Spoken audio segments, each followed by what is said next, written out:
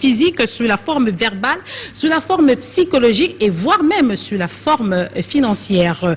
Et celle-ci n'est pas sans conséquence. L'une d'elles sont les féminicides.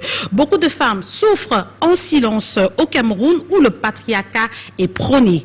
Les traditions, les coutumes, les lois sont faites par les hommes qui, au nom de celles-ci, ces derniers peuvent abuser de leur pouvoir. Des pesanteurs socio-culturelles qui font en sorte qu'en 2025, la situation de la femme n'a pas véritablement changé. Il y a encore des femmes qui sont mariées de force, qui sont violées dans et en dehors de toujours la même équipe qui m'accompagne juste à ma droite. Léonie est là chez nous. Léonie, bonsoir. Bonsoir Mireille, comment tu vas aujourd'hui? Ça va Léonie? Alors, Léonie, vous le savez déjà, je suis chef d'entreprise.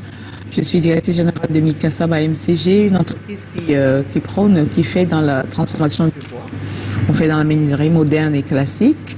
Donc, désormais, si vous avez besoin de n'importe quoi, n'achetez plus en Europe. Pensez à acheter au Cameroun. Parce Made que in Cameroun. Made in Cameroun. Nous prenons le Made in Cameroun. Alors, ce soir, Léonie, qu'est-ce que tu réserves à nos téléspectateurs?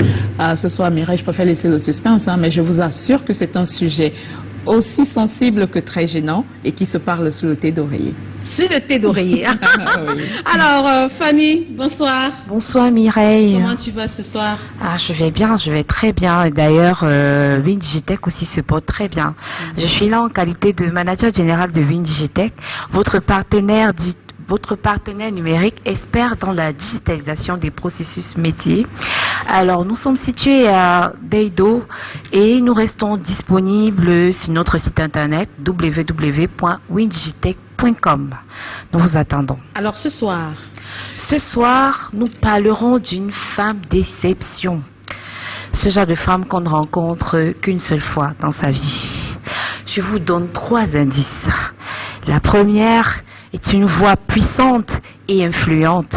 La deuxième, c'est une autrice de renom qui défie les traditions au Cameroun. Et le troisième indice, le dernier, elle incarne l'esprit de résilience et d'engagement. Retrouvons-nous à tout à l'heure pour découvrir ensemble la bonne réponse. Surtout ne bougez pas. Ah oui, ne bougez surtout pas, ne bougez surtout pas. Vous allez découvrir qu'il y a une autre femme d'impact ce soir. Et ce soir, elle est avec nous sur le plateau, Victoire Mogueux. Bonsoir Vicky. Bonsoir Mireille, bonsoir à tous nos téléspectateurs. J'ai envie de te faire un compliment particulier. Vas-y, ne te gêne pas. Je te trouve ravissante ce soir. Merci Vicky. Je trouve que tes bijoux m'attirent. T'attires. Et comme tu me l'as promis tout à l'heure, Elle nous l'a promis à nous tous. tu me les offriras. Hein? Sans faute. Ah voilà, c'est super. Faute. Vous avez entendu à la maison. Alors, Victoire Mogué, c'est mon nom. Je suis Senior Marketing Specialist qui exerce sa passion au sein de la direction générale de Camfutsal. Cet acteur engagé de l'agroalimentaire qui a décidé de marcher main dans la main avec le gouvernement de notre République dans le cadre de sa stratégie d'import-substitution. Ceci dit, acheter un de nos produits, c'est tout simplement contribuer à la souveraineté alimentaire du 237. Camfutsal, alors, plus qu'une entreprise, est aujourd'hui le symbole et la promesse d'une Afrique qui se réveille. Alors, ce soir, Vicky. Oui. Ce soir, qu'est-ce que tu nous prépares? Ce soir, nous parlons d'un sujet qui génère beaucoup d'émotions, le féminicide et ce que la loi a prévu. À tout de suite. À tout de suite. Et sur ce plateau, toujours pour nous accompagner, comme il est de tradition, c'est le seul coq. Il le revendique souvent et il aime si bien le dire. Et il est parti de Yaoundé pour être avec nous sur ce plateau. Alexis Mehdi, que j'appelle affectueusement Alex. Bonsoir Alex. Bonsoir Mireille, bonsoir mesdames, bonsoir chers téléspectateurs. Comment se porte la PAFA? Parce que tu es le président de la PAFA. La PAFA se porte très bien. Nous avons connu une belle activité avec le mois de mars qui s'est terminé. Nous sommes en train de travailler encore avec des organismes internationaux. Et c'est toujours un plaisir d'être ici chaque fois qu'on peut bouger un peu les lignes favorablement pour notre pays. Et il faut dire que la PAFA, c'est la promotion assistance de la femme africaine, cette association-là qui encadre les femmes africaines et notamment camerounaises. Oui, prix de l'excellence 2022 du MINPROF au Cameroun. Oui. Et la PAFA lutte contre les violences faites aux femmes, lutte pour l'inclusion des femmes, et aujourd'hui on travaille beaucoup plus aussi dans l'éducation masculine, donc à travers les principes et les mécanismes de masculinité positive qui sont une réponse à la masculinité toxique. Alors ce soir, qu'est-ce que tu as réservé pour nos téléspectateurs? Qu'est-ce que tu vas leur dire tout à l'heure dans Best Practice? Oui, ce soir dans les Best Practice, on aura... Le sujet est assez amusant. Comment se faire des amis, comment les garder. Voilà, merci. Nous sommes ce soir accompagnés par des étudiants de l'Université de la Côte.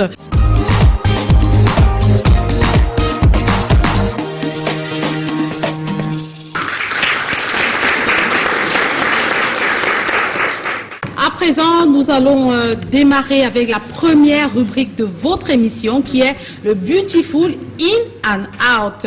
Alors Vicky, ce soir, on parle de quoi? Ce soir, Mireille, nous parlons du féminicide et ce que la loi a prévu. Commençons par cette introspection.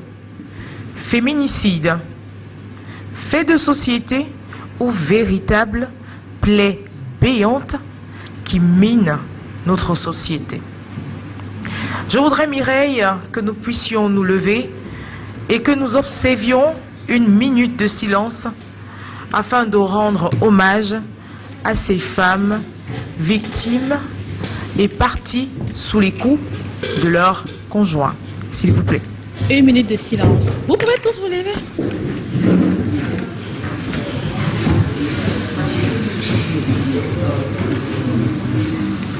Merci à tous. Revenons sur quelques chiffres. 80 cas de féminicide reconnus en 2023, annonce le ministère de la Promotion de la Femme et de la Famille. Ceci sur 237 cas de violence conjugale, une hausse de 22% versus l'année précédente, notamment en 2022. Des sources du journal du Cameroun, 69 cas de féminicide ont été enregistrés en 2024. Pour ce qui est de 2025, Mediapart indique un total de 17 cas de féminicide déjà déclarés comptant mars 2025. Des chiffres obtenus du collectif Féminicide 237. La vie d'une femme ne vaut pas 52 000 francs, devenu un slogan en hommage à Diane Yongo, enseignante âgée de 31 ans, arrachée à la vie sous les coups de son époux, le meurtrier, condamnée avec sursis, donc libre, avec une amende à payer de seulement 52 000 francs CFA. Ça choque, ça révolte. Et l'on se pose la question de savoir quand est-ce que ça va s'arrêter. Nous avons effectué des recherches et nous n'avons pas trouvé de projet de loi qui punissent les féminicides. Par ailleurs, nous avons trouvé des actions d'éducation et de sensibilisation effectuées par les acteurs de la société civile, des associations accompagnées et encadrées par le ministère de la Promotion de la Femme et de la Famille et certaines organisations internationales, à l'instar de l'ONU. Mais est-ce que cela est suffisamment compact pour pouvoir arrêter l'hémorragie? Je pose la question à Alex. Alex, penses-tu que l'État est laxiste face à cette question? Bon, la question est très relative, hein? Et puis quand on veut vraiment discuter, il faut peut-être se mettre loin des émotions. Parce que la mort fait toujours mal. Mais le Cameroun n'est pas un cas unique au monde. Oui. parce que parfois même ceux qui viennent beaucoup nous donner aussi des conduites à tenir ne sont pas très exemplaires sur les questions de féminicide. On parle par exemple en 2023 de plus de 50 000 femmes tuées aux États-Unis. En France, 118 femmes. Donc c'est un phénomène international. La pression est déjà telle que nous, on va toujours revenir à la base. C'est la famille. Le monde n'ira pas mieux. Il faut bien qu'on se le dise. Quand vous faites même un parcours du schéma communicationnel, faisons une simple expérience, on donne la même information à 3 personnes. Va dire à Léonie, Léonie prend, va dire à Mireille, quand l'information me revient, elle a changé. Donc, le monde n'ira pas mieux. Mais il faut qu'on choisisse ce qui est prioritaire pour nous. Parce que si on limite les féminicides, on crée certainement encore un gap ailleurs. Là, parce que les sociétés humaines qui ont tourné le dos à Dieu auront toujours des problèmes. Quand bon, j'ai vu quand même la décision sur les réseaux sociaux, personnellement, que moi, j'ai jamais commenté. Parce que moi, il ne marche plus, ce combat est trop profond et il est trop précieux. Parce que nous sommes dans une époque où il y a un combat international de la destruction de la famille. Et lorsqu'on n'a pas éduqué les garçons, lorsqu'on n'a pas éduqué les hommes, on va toujours arriver à des frustrations, il y aura des écarts. La répression n'est pas forcément la solution. Parce que si on condamne cet homme, il y a des pays où les féminicides amènent même à la peine de mort. Mais ça n'a pas changé le problème. Il faut quand même punir, Alex. Il faut punir, mais il faut surtout prévoir. Et prévoir, ça veut dire... la solution. Et prévoir, ça veut dire que l'État, et nous le disons depuis une dizaine d'années, on est fatigué, doit assumer qu'il y a un problème de la femme au Cameroun. Alors, moi, je veux comprendre un peu. Est-ce que c'est pas parce que ce sont ces hommes-là qui font les lois que forcément... C'est une femme qui a rendu la décision. Oui, c'est une femme qui a rendu la décision, mais je vais dire, on sait de manière générale, à la base, nos traditions, nos coutumes, les lois sont faites par des hommes. Il n'y a pas... Et forcément, ils vont... Il y a très peu de pays. Il y a très peu de pays au Cameroun qui ont des textes de loi. En Afrique, qui ont très peu de textes de loi qui encadrent la femme au Cameroun. Le problème du Cameroun n'est pas juridique, il est politique. Ça veut dire qu'on ratifie des textes que nous n'assumons pas. Vous comprenez? Parce que ce qui est promotion de la femme était condition de la femme hier. On a un problème de l'émancipation de la femme qu'on veut ignorer et banaliser. Le problème qui se pose, parce que moi c'est quelque chose que je fais depuis des années, c'est qu'on veut importer une socioculture qui ne correspond pas au modèle socioculturel camerounais et ça crée toujours des frictions. Donc on aura toujours des féminicides. Le problème est profond et je pense que nous devons travailler ensemble, autant dans les familles, autant par les juridictions pénales, autant par les politiques, afin de pouvoir diminuer ces cas qui ne font que monter et monter, et c'est la société qui pleure. Nous avons donc posé la question à l'homme de la rue, mais spécifiquement cet homme-là avec petit H, donc la jante masculine. Messieurs, selon vous, quelle sentence devrait être infligée à un époux qui bat à mort son épouse, sa moitié? Il n'y a pas de raison qu'un homme batte sa femme à mort. Et s'il y a mort d'homme, il mérite la peine de mort, il mérite la prison. Si un homme bat sa femme à mort et que moi je suis la justice, je devrais d'abord écouter la version de l'homme. Parce qu'en cas d'accident, une femme peut mourir. L'homme peut sortir dans une colère, une gifle passagère et la femme tombe mal et elle peut mourir. Donc la peine serait moins lourde pour moi. Parce que vraiment les femmes d'aujourd'hui sont vraiment irresponsables et il manque beaucoup de respect à leurs hommes. Vraiment, les femmes, apprenez à respecter vos hommes. L'homme reste le maître de la maison. L'homme bat sa femme à mort parce qu'il n'a pas confiance à sa femme, c'est tout simplement ça. Mais ça, c'est pas du tout sérieux. Quand tu as une femme à la maison, c'est la confiance qui fait le mariage. C'est comme l'amitié. Dans l'amitié, si tu ne supportes pas ton ami, vous n'êtes pas des amis. Que la loi s'occupe de cette personne-là, avec tous ses rigueurs. C'est pas du tout normal, même quel qu'en soit ce qu'elle t'a fait. Moi, à mon niveau, je pense que vous devez se séparer. C'est la meilleure des solutions.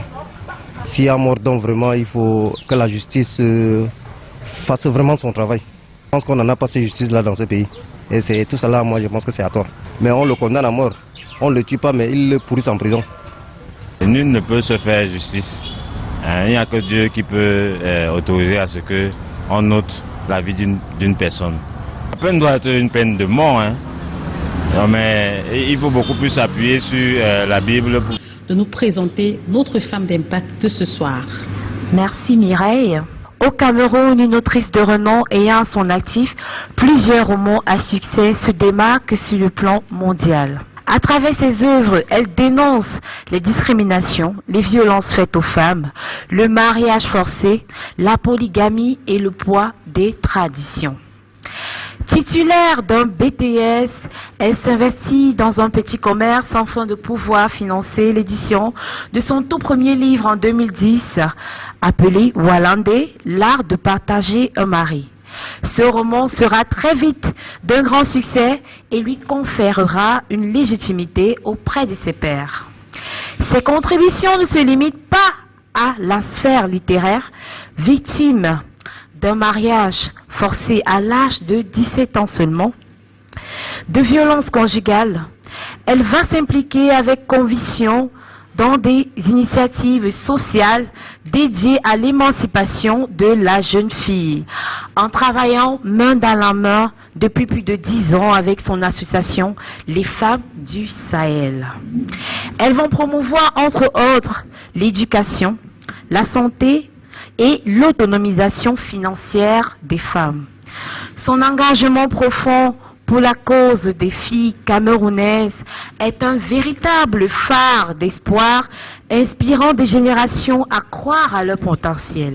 La multiplicité des prix littéraires et distinctions qu'elle a obtenus jusqu'ici atteste la pertinence des voix féminines qui la portent. Nous citerons entre autres officier de l'Ordre national de la valeur, docteur honoris causa de la Sorbonne Nouvelle, prix de Gaulle, toutes ces récompenses en reconnaissance de son travail inestimable.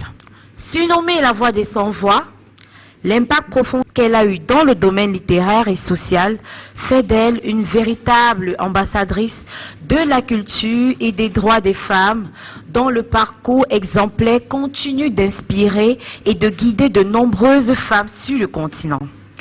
Mesdames et messieurs, ladies and gentlemen, veuillez accueillir comme il se doit avec tellement de fierté sur ce plateau de Canal 2, Madame Djalil Amadou Amal. Une étoile filante à Paris, cette fois en Afrique.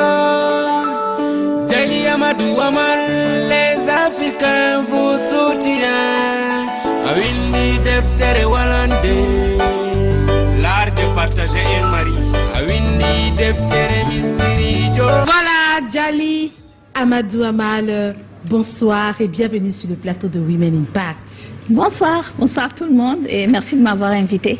Alors c'est un plaisir pour nous de vous recevoir. Vous êtes militante féministe, vous êtes une femme de lettres avec à votre actif plusieurs ouvrages. Vous avez même des récompenses à l'international. Le prix, vous êtes la gagnante du prix Goncourt des lycéens 2020.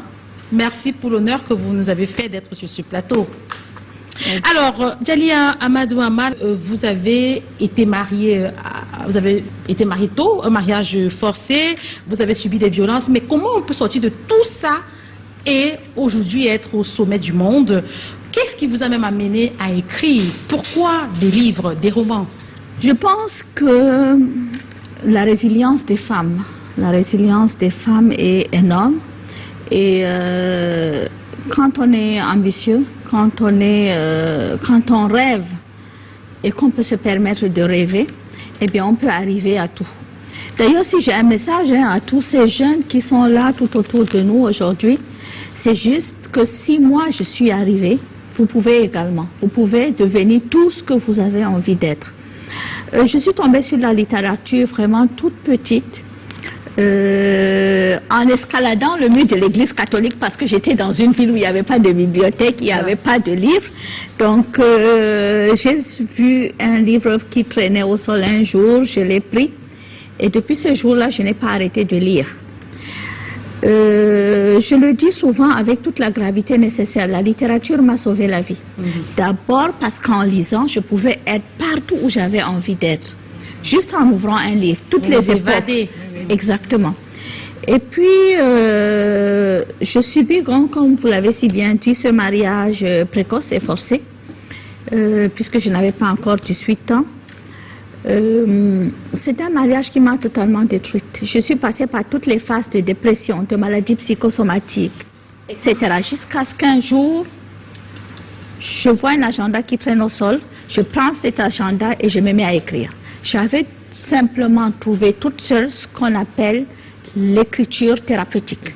J'avais trouvé dans cette écriture une sorte d'exutoire et je ne me suis pas arrêtée. J'ai écrit seule dans mon salon pendant plus de 10 ans. Mais quand mes filles, j'ai eu deux filles, et à un moment, eh bien, il y a une prise de conscience. Je pense que les enfants ont ce pouvoir-là de nous faire prendre conscience, en fait. Donc, je me pose juste une question. Mais si je reste là et que je ne fais rien, qu'est-ce que mes filles vont devenir? La réponse était toute simple. Elles vont avoir 13 ans, 14 ans. On va décider de les envoyer en mariage et en tant que femme, en tant que leur mère, je n'aurai pas droit au chapitre. Je n'aurai pas une voix pour décider qu'elles n'allaient pas subir ce que j'avais subi. Alors je me suis enfuie. Et pour me sauver et sauver mes filles, j'ai décidé de ne plus me taire, d'écrire et de porter haut non seulement ma voix, mais la voix de toutes ces femmes qui n'ont pas de voix.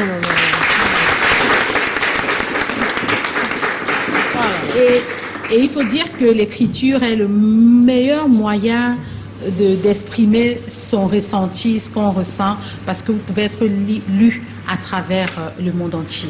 Madame Djali Amadou, bon, je suis en admiration, franchement, parce que vous venez du Nord, vous êtes nordiste à la base. De l'extrême nord du Cameroun, de Maroua plus particulièrement.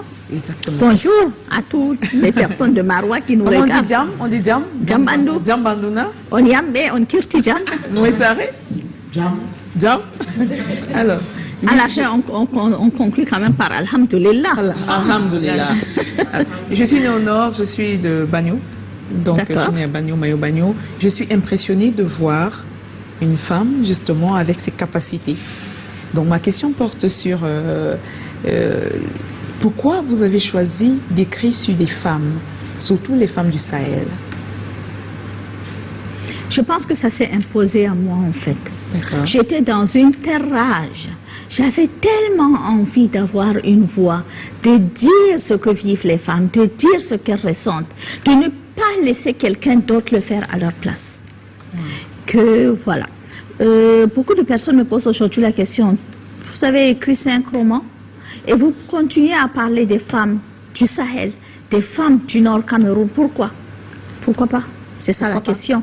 Donc, elles ont des choses à dire. Elles vivent des violences, comme toutes les autres femmes camerounaises. Hein. C'est ni pire, ni moins pire, ni meilleur. Mais c'est juste que, voilà. Et puis, j'ai tellement aussi envie qu'on découvre la beauté, toutes les beautés de notre pays. Quand j'étais petite, à l'école, on entendait déjà parler de certaines villes, à Konolinga, Samelima, etc. Mais je ne voyais pas dans les livres Maroua, Bagno. Donc, il fallait que tous les Camerounais sachent ce qui se passe dans leur pays, qu'ils connaissent leur pays. Donc, c'est vrai, je parle des difficultés que rencontrent les femmes, mais à côté de ça, il y a aussi notre culture, notre manière de nous habiller, notre gastronomie, etc. Tout ce qui fait la beauté de notre tradition. Exactement. C'est tout un univers. J'étais admiratif à une descente en B. En B, j'ai fait une sensibilisation. Je m'occupe également des femmes grossesse précoce, donc c'était le lieu indiqué pour cette sensibilisation. J'ai vu également ce détail dont vous faites allusion, et c'est très, très, très important, Madame Amadou. Vraiment, votre sujet est très sensible, vous êtes une femme remarquable. Merci. Et continuez vraiment, nous sommes en admiration. Je n'ai pas l'intention de m'arrêter, merci beaucoup. Alors, bonsoir, Madame Djali. C'est tout un honneur de vous avoir sur ce plateau de Canal 2 ce soir. Et je suis très curieuse Je dirais même que je vais être un peu impertinente parce que nous savons qu'il y a des femmes au nord qui nous regardent ce soir. Et nous sommes bien placés pour savoir que dans le Nord Cameroun, les traditions peuvent aller au-dessus de la loi. Les traditions sont très pratiquées, sont très entrées dans les valeurs au Nord. Et ma question est de savoir comment vous avez fait pour vous échapper des traditions, la pression par exemple de la belle famille, de votre famille, l'entourage, le regard de l'entourage, de l'environnement. Comment vous avez fait? Où est-ce que vous avez pris ce courage pour affronter votre famille, votre communauté, je dirais ça comme ça, parce que nous savons comment c'est très pénible de pouvoir s'exprimer. Vous êtes voilà, une exception. C'est extrêmement important qu'on n'aille pas vraiment sur les préjugés aussi. L'impact des traditions est fort partout au Cameroun, différentes, certes, différentes d'une certaine manière, mais aussi importantes au nord qu'au sud, surtout par rapport aux femmes. Donc, pour ma part, évidemment, je ne vais pas dire que le jour où j'ai décidé d'écrire sur des sujets aussi sensibles, aussi tabous que la polygamie, la place de la femme dans notre société, le mariage précoce et forcé, les violences faites aux femmes, que ma société a applaudi et que voilà, j'ai été accueillie à bras ouverts. Mais je pense que si une femme de l'Ouest, du Nord-Ouest, du Sud-Ouest, du Centre, etc., décide d'écrire également sur tous ces tabous de la société, sur le féminicide, sur les violences faites aux femmes, etc., eh bien, les réactions seront exactement les mêmes. Donc, Et parlant des réactions, permettez-moi de vous interrompre. Comment votre famille a réagi lorsqu'on a dit, vous avez reçu cette distinction à l'international? Quand votre livre a commencé à faire écho, qu'est-ce que la famille a dit? En fait, j'y viens. Oui. Au départ, ma famille était divisée en deux groupes, deux grands groupes, comme ma communauté de toutes les façons, et finalement comme tout le Cameroun. Le groupe de ceux qui soutiennent et qui disent « Ah, elle est courageuse, elle parle de ça, c'est bien, bravo ». Et le groupe de ceux bon, elle est contre les traditions, elle est même peut-être contre l'islam finalement, parce qu'elle veut faire révolter les femmes. Et ma phrase préférée, elle est instrumentalisée par les Blancs. Voilà. Elle est instrumentalisée par les Blancs. Quelquefois, pour taquiner mon éditrice française, je lui dis, Emmanuel, arrête de m'instrumentaliser.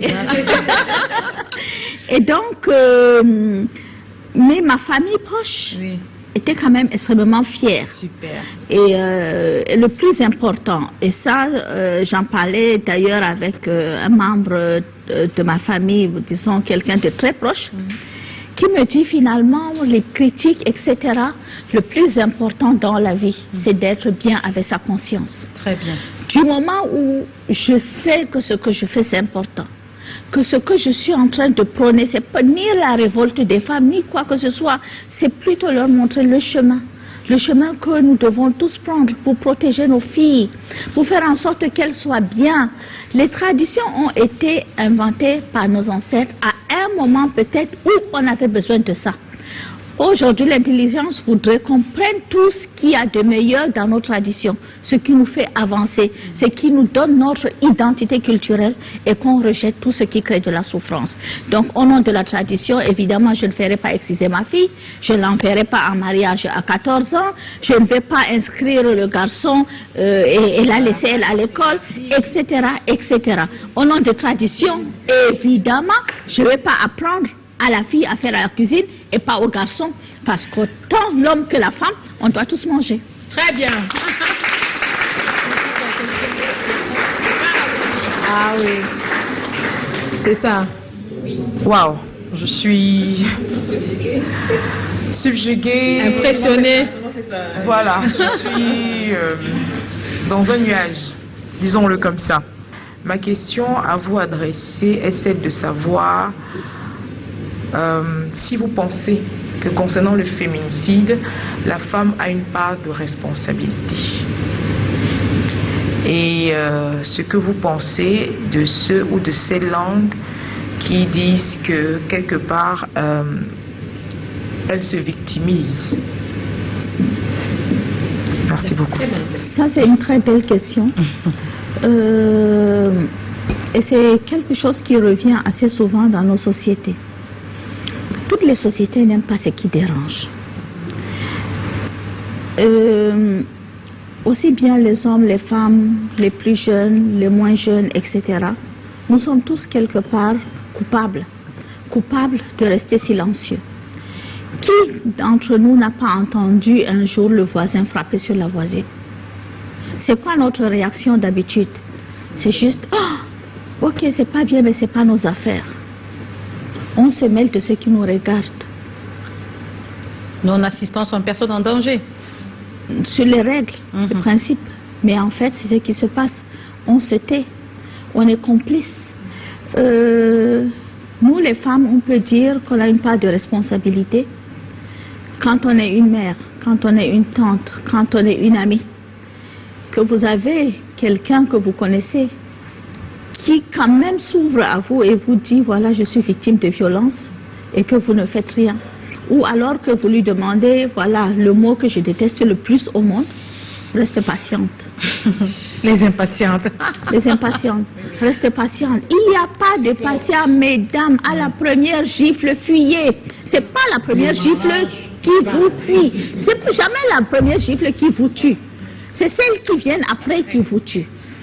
Donc, mais après, les femmes et les mères qui sont victimes de ces violences, généralement les victimes non seulement se taisent, mais se cachent. On a fait croire à la victime que c'est elle la coupable.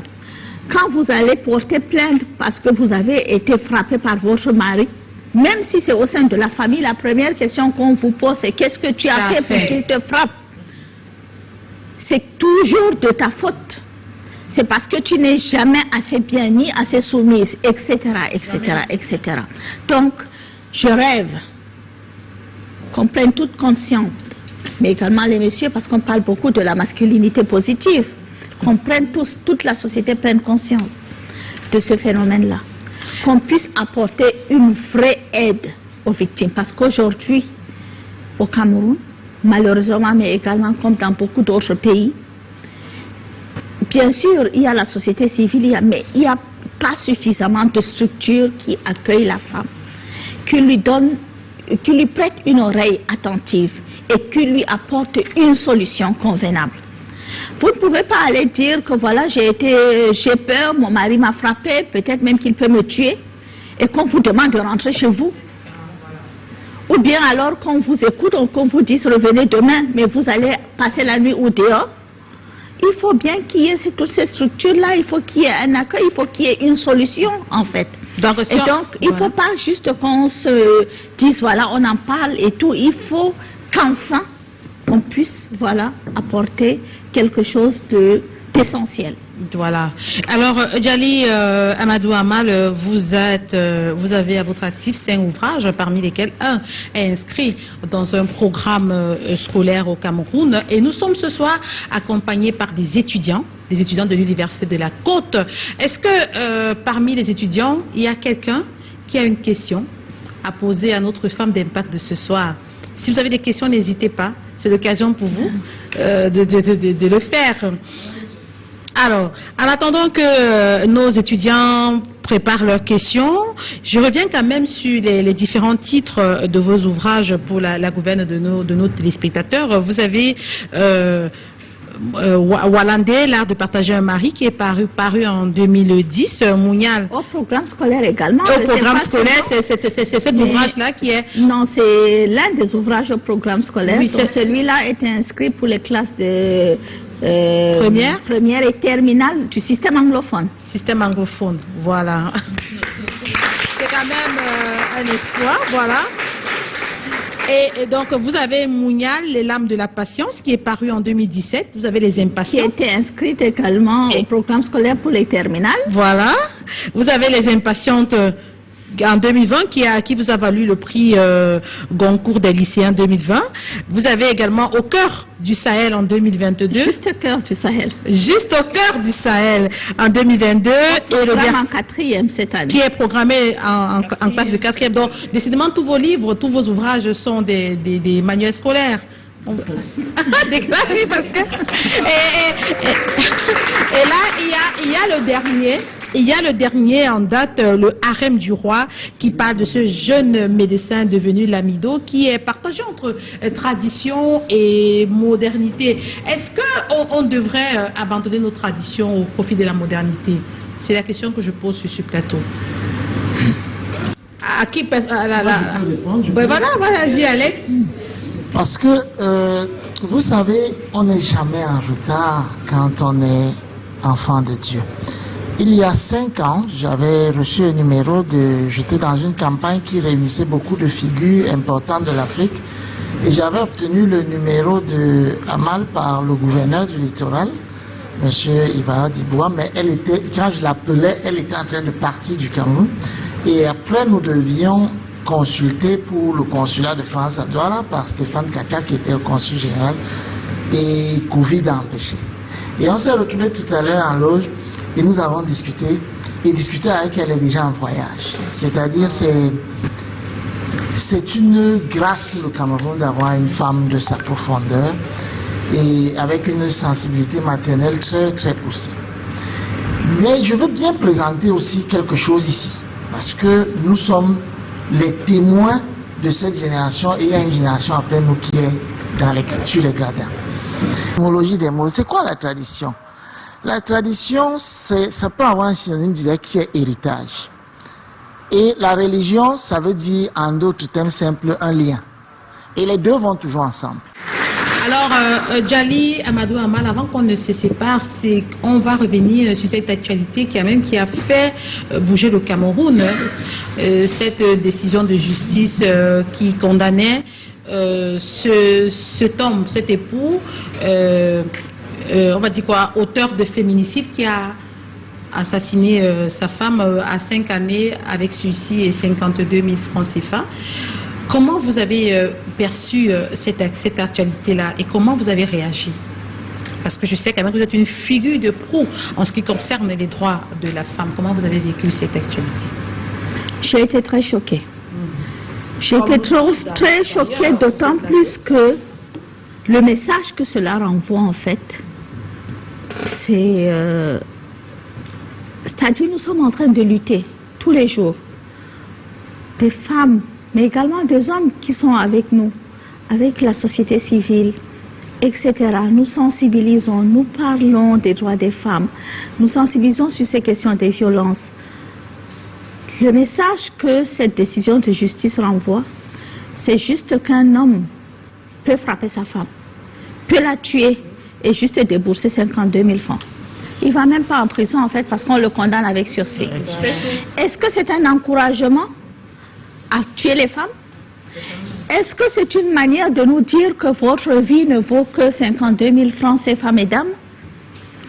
Est-ce que c'est, je ne sais pas, une inconscience collective? Quels sont, c'est-à-dire, est-ce qu'on peut rester indifférent à ce genre de sujet? Moi, je ne peux pas.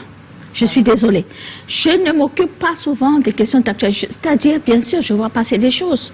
Bien sûr, je ressens des choses aussi. Mais quelquefois, je réagis très peu aux faits divers. Mais là, je ne pouvais pas rester silencieuse. Et pour cela, j'ai fait ce que j'estime être mon devoir. En saisissant le ministre de la Justice, en faisant ampliation au chef de l'État pour que, justement, quelque chose soit fait. On ne peut pas donner comme information aux femmes que leur vie ne vaut que 52 000 francs. Et puis peut-être, c'est l'occasion de dire aux femmes, une fois de plus, le message que moi j'ai toujours dit. À la première gifle, mesdames, fuyez. La violence conjugale ne commence même pas par cette première gifle. Elle commence par une emprise psychologique.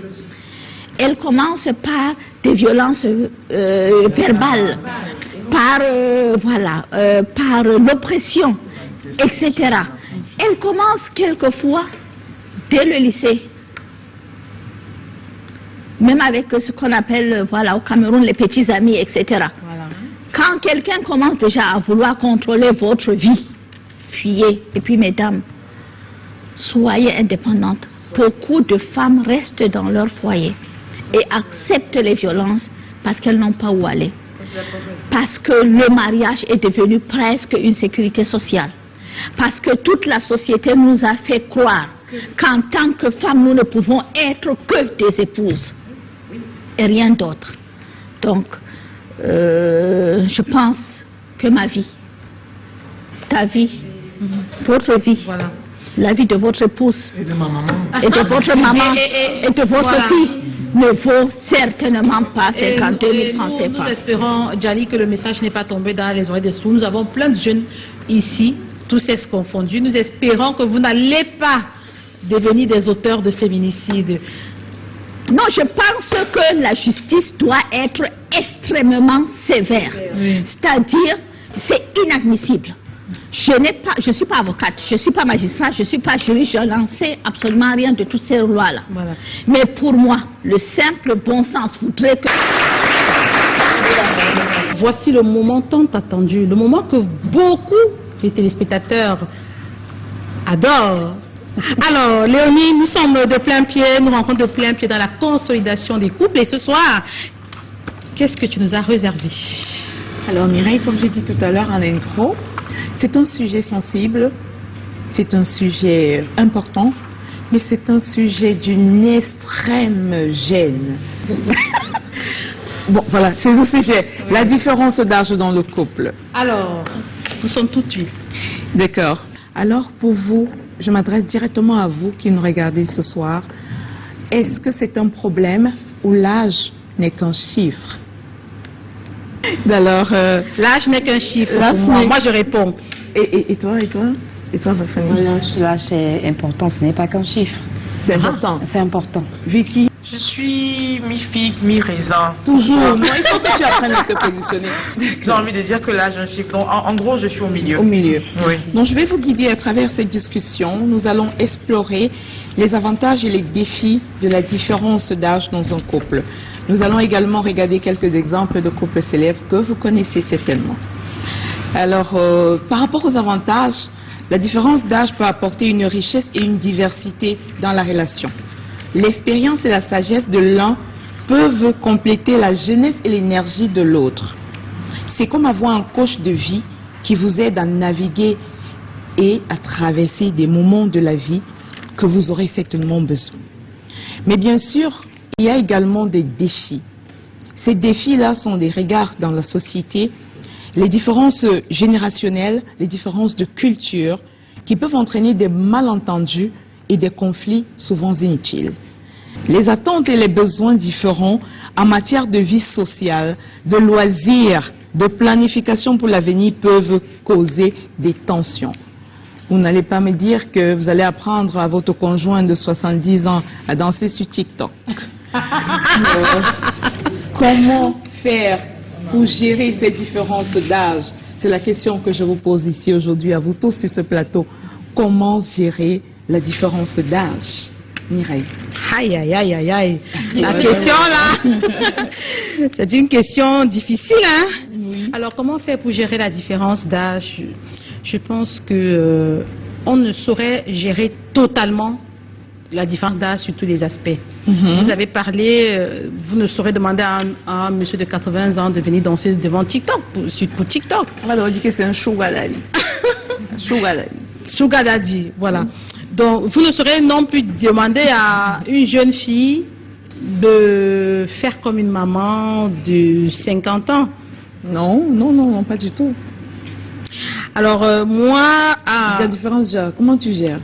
Ta fille vient te dire, alors maman Mireille, écoute, j'ai rencontré Freddy, mais sauf qu'on a un problème, il a 60 ans et ta fille a 20 ans. Ah, il y a les réactions dans le public. Comment? Il y a les réactions des jeunes. Oui. Voilà. Ah, c'est nous-mêmes là. Oui, non, c'est toi. Bon, écoute, papa, j'ai mon petit ami là, 55 ans. ta fille est en année licence. C'est bien de donner des conseils à la télé. Mais je pense que la différence d'âge peut encore s'accepter, peut être tolérée quand c'est relatif. C'est-à-dire, si un monsieur a peut-être 40 ans et que son épouse a 20 ans, il y a une différence de 20 ans, c'est raisonnable. Mais une différence de 40 ans, je pense qu'il y a 4 générations qui les séparent et il y aura vraiment pas une véritable... J'aimerais écouter les jeunes derrière. Et il y a des cougars, parce que c'est pas seulement des sugar daddy. Je dirais que c'est difficile de gérer parce que et ça dépend aussi des environnements dans lesquels on vit. Parce que en réalité, chez nous en pays bamileke, il y a un véritable conflit. Bon, on dit quoi? Pour savoir où tu vas, il faut bien que tu maîtrises d'où tu viens. En gros, il y a un véritable conflit intergénérationnel chez nous, les bamileke. Oui. C'est pour ça que les mariages avec parfois beaucoup d'écart d'âge peuvent connaître une zone de turbulence. Parce que chez nous, les bamileke, l'âge n'est pas qu'un chiffre. Tu dois respecter ton aîné. Chez nous, c'est primordial. C'est-à-dire, au fur et à mesure que vous avancez, moi, aujourd'hui, je ne peux pas tenir que ma cadette moins d'un an. On a juste un an d'écart, s'adresse à moi d'une certaine façon, parce que j'ai grandi dans le respect des aînés. Donc, du coup, si ton mari a un écart, aujourd'hui, il s'attend à ce que... Il est content de savoir que tu es jeune, tu as la fraîcheur, mais il s'attend à ce que tu le respectes. C'est d'abord le père. C'est d'abord le père. Tu dois venir dire, comme on dit chez nous, Balang, je te respecte. Donc, gérer ça, il faut déjà comprendre l'environnement, d'où est-ce que nous venons. Si vous avez quelqu'un qui a une culture pure player bantou, vous devez tenir compte de ses influences psychologiques. C'est un sujet gênant. Je dis ça à l'entrée du jeu, c'était un sujet très gênant. Votre conjoint Vicky, excuse-moi, Bami, pas Bami. Donc, tu es amoureuse de quelqu'un. Oui. Et tu te rends compte, parce que il y a souvent les apparences sont trompeuses, Alex. Oui ou non?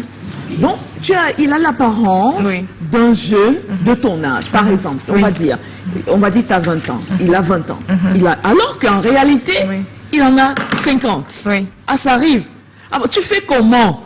Vicky, terre à terre, il n'est pas bamileke. Laisse. Tu fais comment? Si tu l'aimes, le cœur ne choisit pas l'âge, en fait. Si tu l'aimes, tu y vas. C'est quoi l'écart d'âge? On parle, les postulats de discussion, c'est quoi? Qu'est-ce qui est signifié écart d'âge? C'est 10 ans, 20 ans, 30 ans? Parce que mon père dépasse ma mère de 11 ans. Bon, à l'époque, c'était ça. Les écarts varient en fonction de l'environnement où se trouve. Oui, on a eu nos chéries traditionnelles où les parents avaient des jeunes femmes et ces femmes sont devenues les copines de leurs fils. Et ça a créé des relations, je ne sais pas si c'est incestueux et tout. Parce qu'il faut toujours, quand on dit qu'on veut briser les normes, chaque génération débloque un cadenas. Et je vous le dis, ça n'ira pas mieux. Chaque génération débloque un cadenas. Une nouvelle liberté, mais c'est pour ça que les temps de la fin seront très tourmentés. Aucune génération ne croit que la précédente était meilleure qu'elle. Mais la précédente croit toujours qu'ils étaient meilleurs que celle de maintenant. Moi, je me croyais plus intelligent que mon père. Et aujourd'hui, mes enfants se croient plus intelligents que moi. Mais on ne fait que se rapprocher, et on ne fait que s'éloigner de ce qui nous rendait sécures. Et un homme de 60 ans doit avoir une femme au moins de 50 ans. Il ne doit pas avoir une femme de 30 ans parce que vous n'êtes pas une infirmière. Vous êtes... Je suis du même avis qu'Alex. Et c'est très subtil parce que c'est même spirituel, parce que c'est du feu de paille. Le cinéma, c'est un mensonge. Et il y a des gens qui ont calqué les modèles cinématographiques et vouloir les imposer dans la vie de tous les jours. Le mariage n'est pas... L'amour qu'on dira, c'est pas l'attirance physique. L'amour est un projet, c'est un défi, c'est une mission. Justement, Alex, lorsqu'il s'agit de projet, moi je reviens encore. Léonie m'a demandé de ne pas parler de mes racines, mais je veux toujours m'inspirer de mes racines. Lorsqu'il s'agit de projet, il s'agit justement de mettre ensemble les leviers de réussite de ce projet-là, qui pour moi, dans ce cas, tiennent compte en fait de l'environnement. Parce que chez nous, c'est encore en ce moment, on retrouve des messieurs qui épousent des femmes qui ont 20 ans de moins qu'eux, et ça marche. Oui. Ça marche encore bien. Ça marche d'apparence, mais si vous partez regarder au fond, vous vous rendrez compte que ça ne marche pas. Parce que la jeune fille, elle est plus dynamique, elle est plus vigoureuse, elle a les problèmes de son âge. Forcément, qu'elle ne trouvera pas chez son mari qui est son pour ma part, ça ne marche pas. Lorsque tu arrives, tu t'attends à ce que tu auras, comment je veux dire, le retour de quelqu'un de 40 ans. Or, c'est pas le cas. Mais si tu arrives et tu, comment je vais t'imbriquer dans la réalité. C'est-à-dire que tu t'en sors, parce que c'est vrai, tu ne vas pas forcément avoir le comportement de quelqu'un de 40 ans. Et une fois que tu sais que tu vas avoir le comportement de quelqu'un qui veut que tu te plies en 4, une fois que tu le fais, vu que tu l'as choisi... C'est pourquoi, Alex, si vous permettez, vu que c'est m'arrivé, c'est pourquoi on a dit que la différence d'âge peut apporter une richesse et une diversité dans la relation. L'expérience et la sagesse de l'un peuvent compléter la jeunesse et l'énergie de l'autre. Voilà. Alors, pour ma part, ça, c'est des aventures d'été, dis donc. C'est pas évident. Pour ma part, l'amour n'a pas d'âge. Et l'amour n'a pas une saison. Mes enfants, écoutez-moi très bien. Pour ma part, l'amour est un projet de vie. Les jeunes sont d'accord, hein? L'amour à l'âge. Nous sommes dans un sujet qui est bien précisé, la différence d'âge. On débat sur la différence d'âge dans une... je ne suis pas d'accord avec toi, parce que encourager les écarts d'âge... On ne peut pas faire de l'exception la norme. Les hommes ont beaucoup de problèmes souvent parce qu'ils veulent recevoir en retour. C'est vrai que le Christ a dit, vous serez jugés à la mesure de ce que vous jugez les autres. C'est une loi qui fait que ce que vous donnez en général, vous recevez. Si vous avez semé l'orgueil, si vous ne le recevez pas, vos enfants seront victimes d'orgueil demain. On dit, on récolte ce qu'on a semé, en quelque sorte. Mais il a également dit, aimez votre prochain. Il n'a pas exigé qu'on soit aimé du prochain. Donc, notre responsabilité est d'aimer. Et l'amitié, c'est aimer. Et pour aimer, il faut être sincère. Il faut donner sincèrement qui nous sommes et recevoir sincèrement l'autre, en sachant que l'autre ne sera pas exactement comme nous voudrions qu'il soit. Mais il y a une frontière de manque de respect là qu'on ne peut pas avoir. Pourquoi? Parce que nous sommes jaloux de ce que nous avons bâti dans l'amitié. Et nous venons comme nous sommes. Nous venons avec la tribu que nous avons. Nous venons avec les moyens que nous avons. Ne jouons pas des rôles. Ça, je vous ai dit que les réseaux sociaux, c'est un jeu de rôle.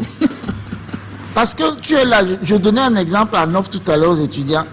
Comment toi tu veux te filmer tous les jours dans les grandes voitures, dans les grands restaurants, et on vient te poser un problème d'argent, tu t'énerves, tu dis que ta famille te met la pression, mais tu as montré à ta famille que tu es riche, non? Mais il y a un point que tu as évoqué pour moi qui est très pertinent, mais je souhaiterais rebondir dessus parce que on est là pour donner des conseils, mais il faudrait qu'on y mette beaucoup de praticité aussi et de réalité.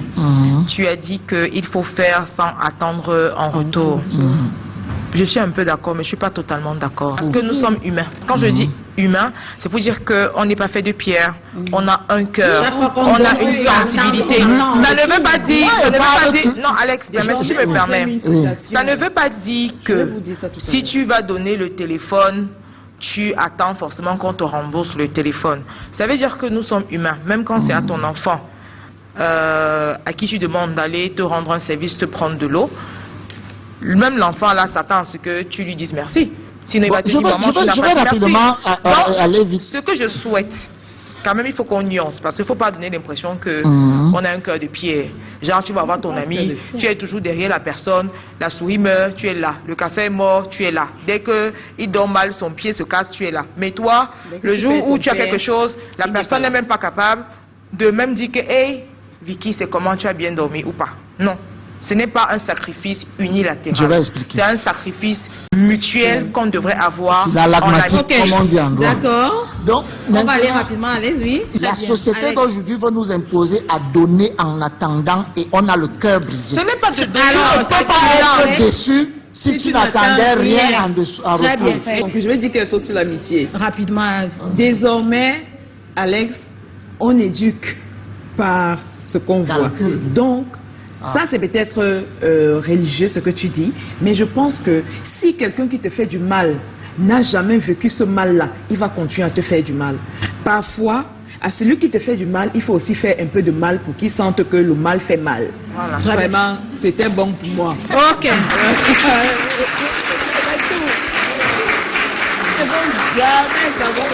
Et après, son enfant vient se venger et ton enfant on se venge tous. Merci. Et maintenant, il y a l'empathie. Il faut toujours considérer que l'autre est une personne comme nous, qui a des sensibilités comme nous et des attentes comme nous, qui a des rêves comme nous. Bonsoir Mireille. Qui sont ces femmes-là qui ont marqué durant le mois écoulé? Ben, on a une belle brochette de femmes et c'est la raison pour laquelle nous allons dire célébration. Célébration qui est le signe sous lequel nous souhaitons marquer cette rubrique. Félicitons la jeune franco-camerounaise Dominique Malonga, âgée de 19 ans, pour avoir été choisie par le Seattle Storm en deuxième draft de la Women NBA lundi dernier à New York. Elle signe alors son entrée dans la cour des grands, une envolée à l'international de cette étoile filante qui ne surprend pas beaucoup pour avoir été élue meilleure joueuse du championnat français à 2 reprises ces 2 dernières saisons. Et en plus d'avoir décroché une médaille d'argent avec l'équipe de France aux Olympiques de Paris l'été dernier. En plus d'avoir décroché une médaille d'argent avec l'équipe de France aux Jeux Olympiques de Paris l'année dernière. Rappelons qu'elle est née à Yaoundé de père franco-congolais et de mère camerounaise issue de la région du Mbam. Madame Agathe Nindiem, elle aussi ancienne internationale camerounaise. Bravo à elle. L'idole, la slameuse camerounaise la plus prometteuse, amoureuse de la poésie, c'est avec l'amour des lettres qu'elle écume depuis 15 ans déjà les scènes nationales et internationales. Première slameuse finaliste du prix Découverte RFI, participante emblématique de l'émission L'Afrique a un incroyable talent qui marque d'ailleurs ses débuts auréolés. L'idole croit au slam et le vit à travers son slogan « Le slam y arrivera ». Elle nous invite alors ce 23 mai au Palais des Congrès pour la première date de sa tournée anniversaire. Good job, girl. Célébrons encore une fois de plus notre polish de la Women Impact, cette femme de poigne, cette femme d'impact qui par sa bravoure inspire et aujourd'hui casse également les codes des secteurs dits masculins. C'est donc à juste titre que notre femme d'impact, Léonie Chedjou, est là, que je m'en vais d'ailleurs saluer. Permettez et accompagnez-moi, merci.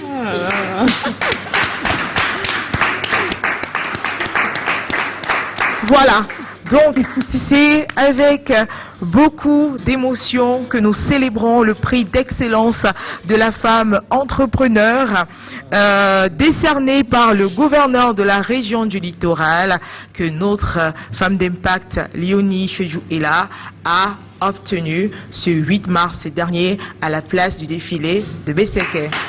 Standing ovation. Bravo Léonie. Je veux terminer avec une petite biographie de ce que représente cette lumière pour la femme et la jeune fille. Eh bien, qui est Léonie Ela brièvement? Léonie Ela, c'est une femme au foyer, chef d'entreprise aguerrie, qui est dotée d'un parcours exceptionnel, est une véritable source d'inspiration. Vous allez vous demander, mais pourquoi Mikasa? Eh bien, on vous dira que pendant son séjour en Turquie, elle est frappée par la capacité du pays à produire localement. Une révélation qui va donc la pousser à se lancer dans l'entrepreneuriat avec une ambition claire, notamment contribuer activement au développement de son très cher et beau pays, le Cameroun. Elle débute alors en important des produits d'Europe pour les commercialiser au Cameroun, mais va très vite se fixer un défi encore plus costaud, encore plus grand comme on la connaît, et notamment tout produire sur place.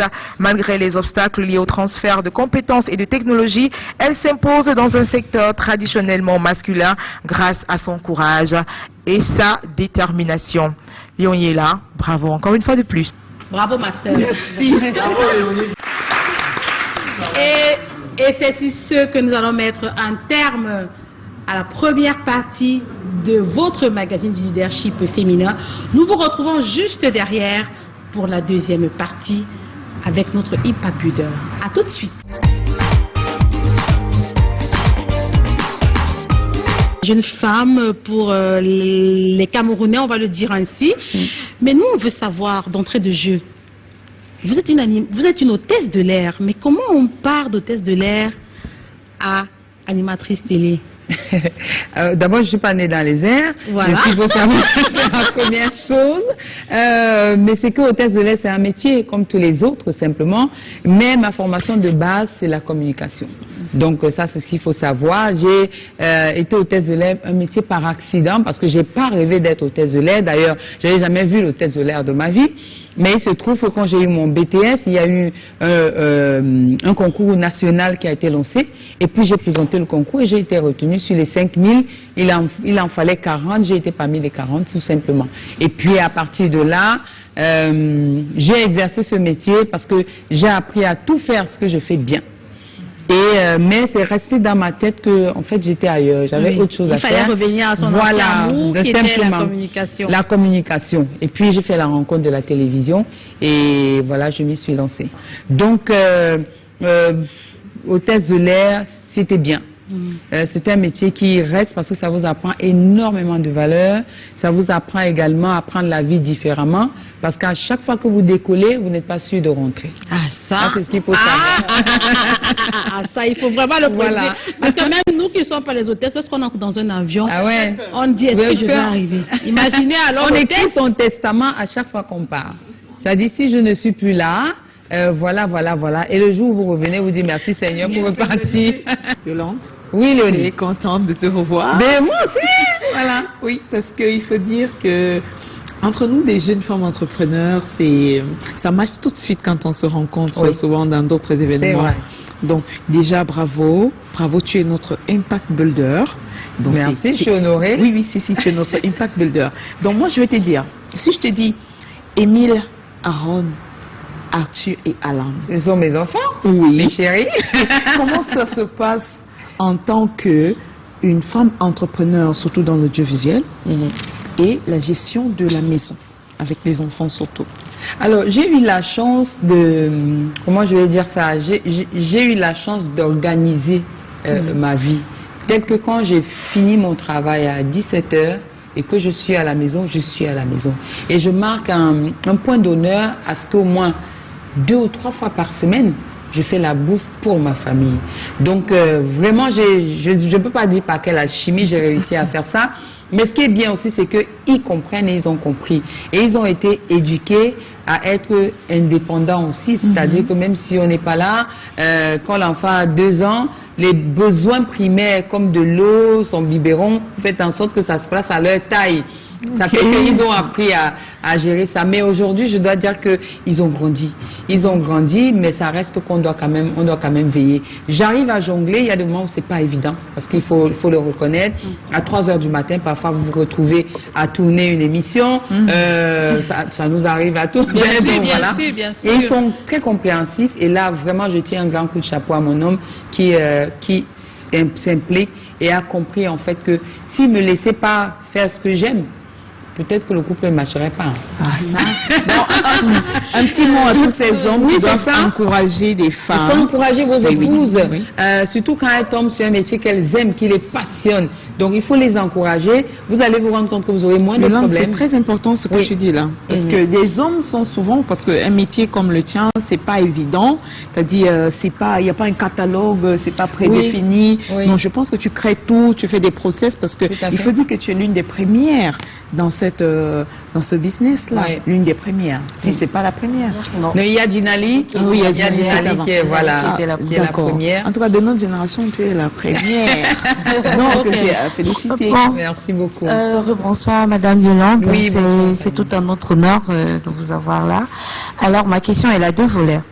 Le premier volet, c'est de savoir, de quitter de directrice communication de Camerco, c'est la nouvelle Camerco à l'époque. Oui, c'est ça. Pour se reconvertir dans l'audiovisuel. Nous savons que l'audiovisuel est vaste, il n'y a pas que la communication, il y a les caméras et tout ça là. Oui. Et devenir avoir la casquette d'entrepreneur, vous avez sûrement eu à avoir des enjeux, des défis, des difficultés, de la peine, parce qu'on sait ce que c'est que ce que c'est de commencer une start-up au Cameroun. Comment vous avez fait? Ça, c'est la première. Alors, tu sais, là, il faut savoir que j'arrive chez Camerco. Bon, j'étais déjà chez la Camer en tant qu'hôtesse de l'air. Et puis, quand ça a fermé en 2008, je me lançais déjà dans la production audiovisuelle. Donc, je faisais déjà un venage qui était diffusé sur Canal 2 International et on était en coproduction parce que j'avais pas le matériel technique. Ensuite, en fin 2010, Camerco me rappelle et là, j'y vais. Je suis la directrice de la communication. Mais sauf que moi, je suis quelqu'un avec un certain nombre de valeurs. Je ne sais pas manger le fruit de quelque chose que j'ai pas travaillé. C'est ça mon problème. C'est que j'y arrive. Le projet qui m'est vendu est exceptionnel, mais sauf qu'à un moment donné, je me retrouve à l'étroit parce que ça devient un peu trop politique pour moi. On ne regarde plus les performances alors qu'il y avait tout ça au départ. Et je commence à m'ennuyer. Je m'ennuie très vite. Et moi, quand je m'ennuie, il faut que je passe à autre chose. J'ai commencé à chercher, parce qu'à l'époque, j'avais pas de matériel. J'ai commencé à chercher un espace d'abord pour pouvoir faire ma maison de production. Je ne l'avais pas avant. Dès que j'ai trouvé l'espace, j'ai démissionné.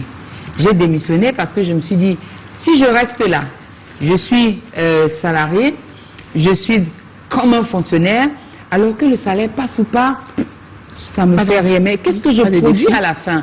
Donc je me suis dit, non, là je vais mourir, autant partir dans mon amour, ma passion, et puis après développer tout simplement. Donc je suis partie... Est-ce que ça a été facile? Est-ce que ça a été facile de pouvoir ouvrir les caméras? Vous achetez les caméras, trouver le local, payer le personnel, le management, n'est pas facile. Alors, ce qu'il faut savoir, c'est que j'ai été hôtesse de l'air. Et une hôtesse de l'air ne gagnait pas. Peut-être qu'aujourd'hui c'est compliqué, mais une hôtesse de l'air gagnait de l'argent. Ok?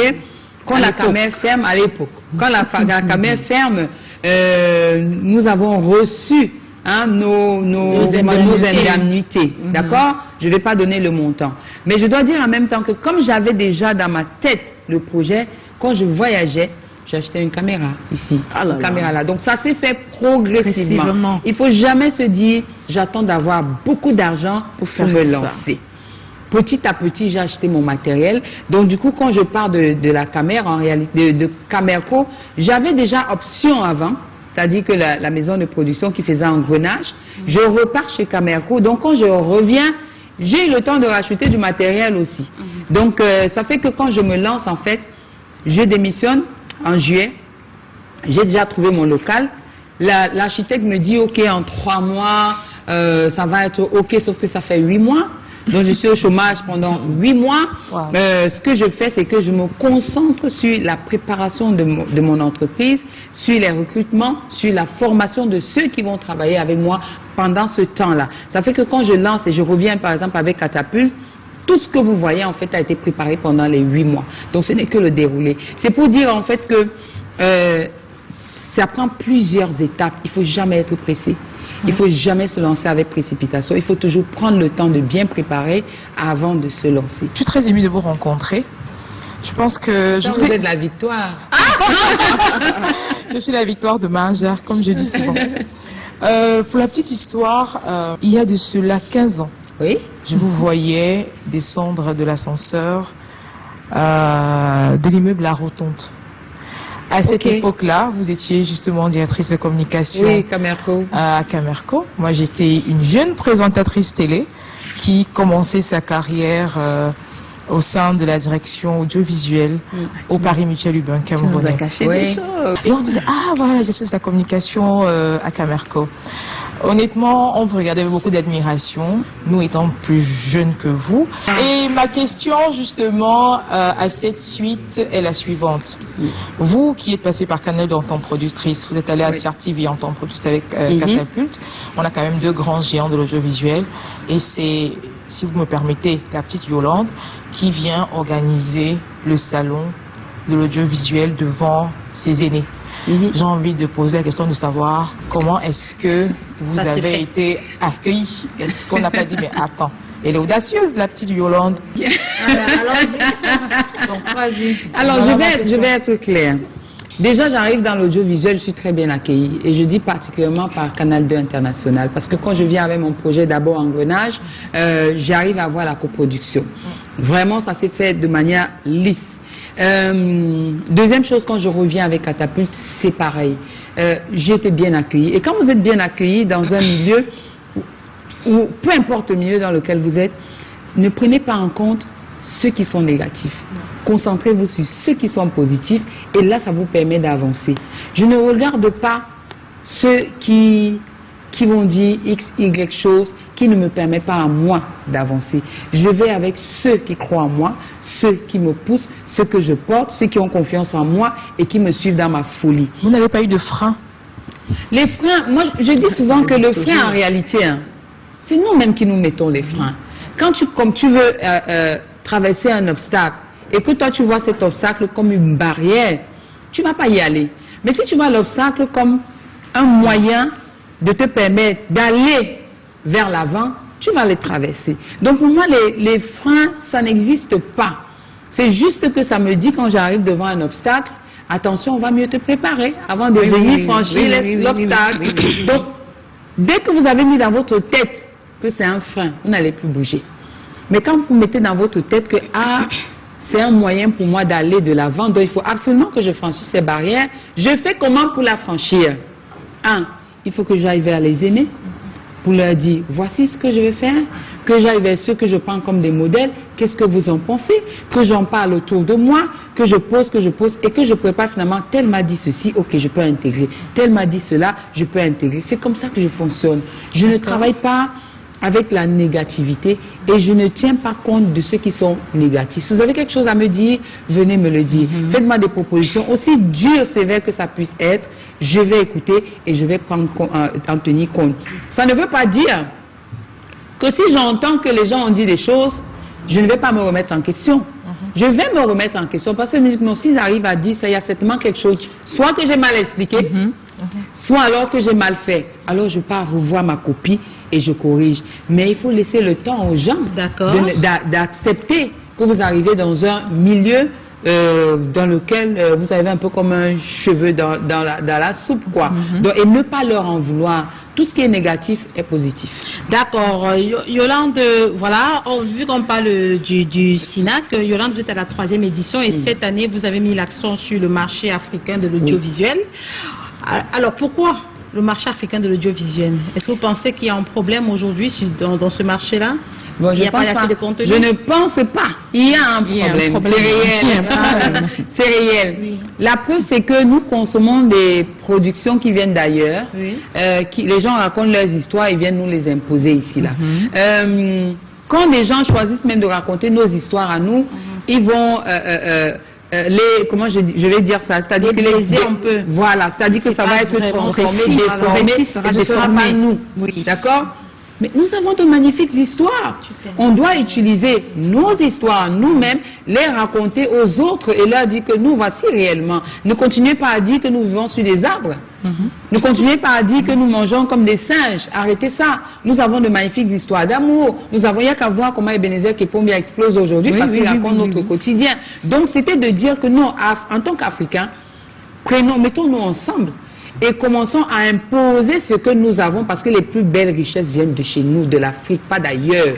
C'est pour ça que les autres courent quand il s'agit de venir chez nous et on se dit souvent qu'ils nous exploitent. Ils nous exploitent parce qu'on les laisse nous exploiter. C'est ça le problème. Donc on ne doit plus. Désormais, c'est nous qui devons fixer le prix. C'est nous qui devons dire que voici notre histoire et voici ce que ça coûte pour que nous soyons rémunérés. Donc voilà, tout simplement. Bravo, Yolande. C'est si bien dit. C'est si bien dit. En tout cas, vraiment toutes nos félicitations. Moi, il y a un de vos projets, par ailleurs, qui me marque un peu plus que d'autres. Parce que je me sens c'est son un peu plus. Non. C'était le Bankable Woman. Voilà. Alors, Yolande, si tu permets que je te tutoie, nous avons une petite tradition ici. Oui, quoi? Et la tradition, justement, 4 femmes, quand elles vous prennent attention, bon, ça c'est, bon, nous sommes entre femmes, mais si un homme se retrouve ici, il peut être mort. Hein. Vas-y, la tradition. La tradition est de décomplexifier un peu tout ça, de rentrer dans une ambiance bon enfant.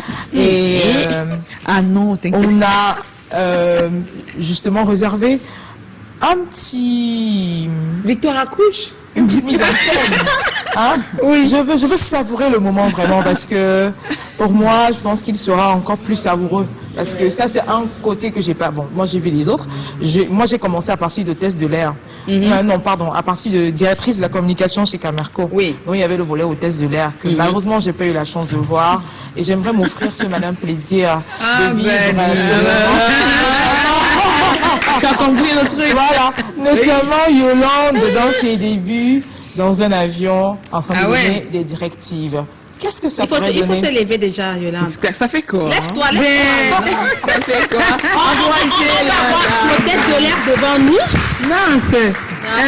là, qu'est-ce que vous voulez que je joue? Une simulation, voilà, les directives. Alors, la première avec chose, son plafond. alors, il y a d'abord... Je te retire ça. Il y a d'abord... Voilà, mais je crois qu'on est amis, hein. Non, on n'est pas amis. Nous sommes amis. Voilà.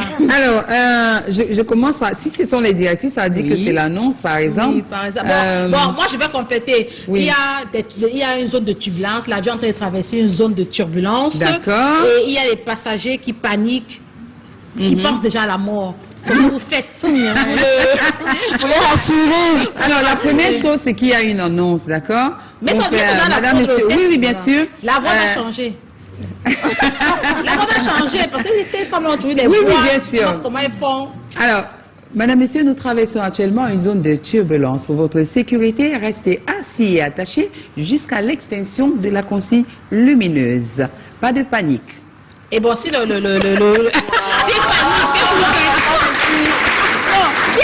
Moi, je voulais voir les signes de comme ça. Ah, la sécurité. Oui, la sécurité. Vous avez fait l'annonce.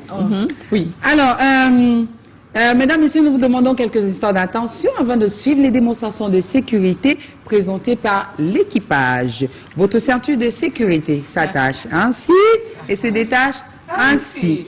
Voilà. Hein? Les issues de secours sont situées de chaque côté de l'appareil. 2 à l'avant, 2 à l'arrière et 2